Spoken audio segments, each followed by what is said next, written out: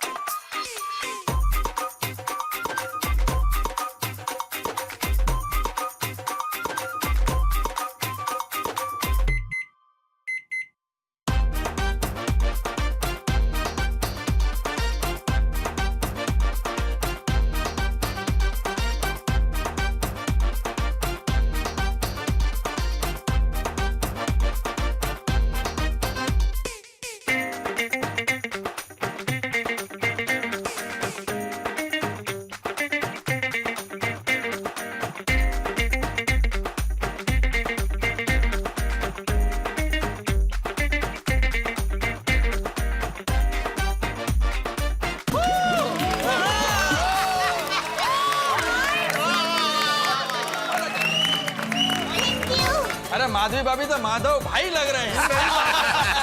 हाँ माधवी भाभी मूंछों के साथ मस्त लग रहे हैं। आप दोनों की जोड़ी बहुत मस्त लग रही थी दया, जबरदस्त। माधवी अप्रतिम, खास करके वो कठपुतली में देवानंद तो सॉलिड ही था। अरे वाह वाह बहू, माधवी बेटी, तुम दोनों ने इतना अच्छा किया कि हम सबको ऐसा ही लग रहा था जैसे सच में तुम लोग कठपुतली हो। बहुत अच्छा, बहुत अच्छा। मम्मी माधवी आंटी, आप लोगों ने फैंटास्टिक परफॉर्म किया है। खूपच छान, थैंक यू। अरे भाई आप लोगों ने मेरी चुनौती को मेरी अपेक्षाओं से ज्यादा बढ़ के किया है। अव्वल, एकदम अव्वल। क्या बात है। मेहता साहब, अंजलि भाभी, बबीता जी, अय्यर भाई और मैं, अभी हम 5 ही सिर्फ बाकी है। पता नहीं इसमें से मेरी जोड़ी किसके साथ बनेगी। जोड़ी किसी के साथ भी बने, बस अय्यर भाई के हाथ से मेरे नाम की चिट्ठी ना निकले।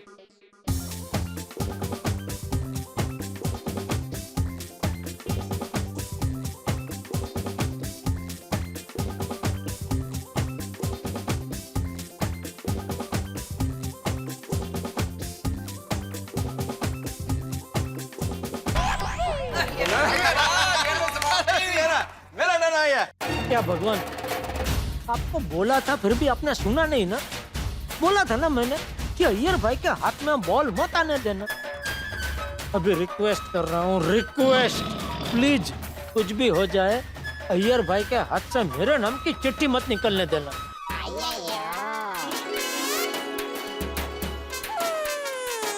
मेरा चुनौती है। बोलो बोलो किसका नाम है अय्यर भाई? जल्दी। मेहता साहब। अरे वाह। और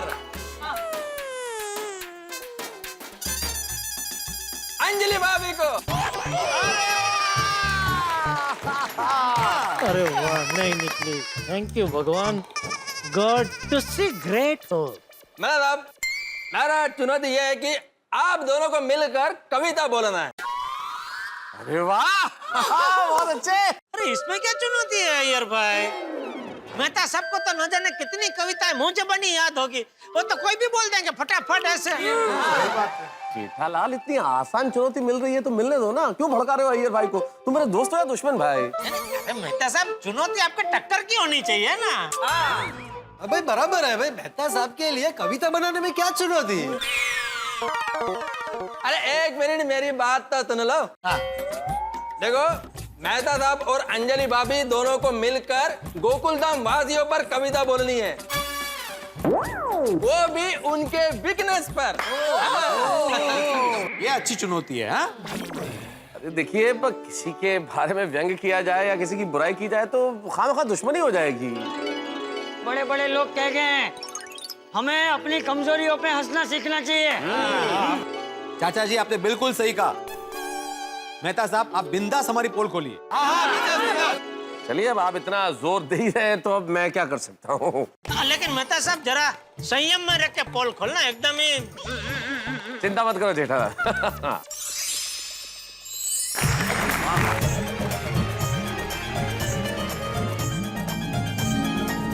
तो शुरुआत कहाँ से की जाए? हमारे सोसाइटी के एकमेव सेक्रेटरी साहब। ओहो, मिस पहिला है। तो कहा यूं है कि मस्तक पर इनके समय की धूप है। हमारे आत्माराम जी के कई स्वरूप हैं। भाई नियमों के रक्षक हैं, पेशे से शिक्षक हैं, माधवी भाभी के चाहक हैं और कभी कभी अचार और पापड़ के भी वाहक हैं। वैसे तो हमेशा ही अचार और पापड़ के वाहक हैं। स्वभाव में इनके खुददारी है और सखाराम स्कूटर की सवारी है। बस एक बार बार कुर्ता ठीक करने की बीमारी है। लेकिन एक खास बात जो मैं आपके लिए कहना चाहता हूँ, सुनिए हमारे एकमेव सेक्रेटरी साहब कि ये जीवन की चादर को संतोष से सीते हैं, बस हमेशा अपने जमाने में जीते हैं।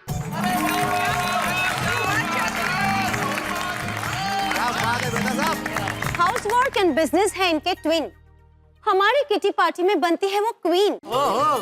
भीड़े भाई बटाते हैं हमेशा इनका हाथ, फिर भी कर देती है 2-4 काम एक साथ और फिर गड़बड़ हो जाती है हाथों हाथ। ये है माधवी भाभी की बात। अंजलि भाभी बिल्कुल सही कहा आपने। ऐसे ही 3-4 काम एक साथ करने के चक्कर में गैस पे कुकर रख के बाहर चली गई थी। हाँ, ये तो अच्छा हुआ कि भाग्य का सूरज हटा नहीं और वो कुकर फटा नहीं।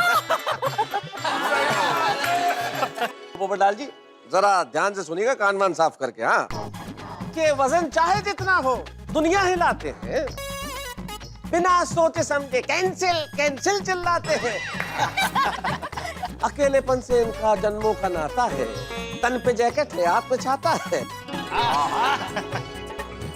हर लड़की में इनको अपनी पत्नी नजर आती है, लेकिन दुर्भाग्य तो देखिए कि इस दुनिया में गरीबी आती है, बाढ़ आती है, भुखमरी आती है, महंगाई आती है, पर इनके शादी की तारीख नहीं आती है।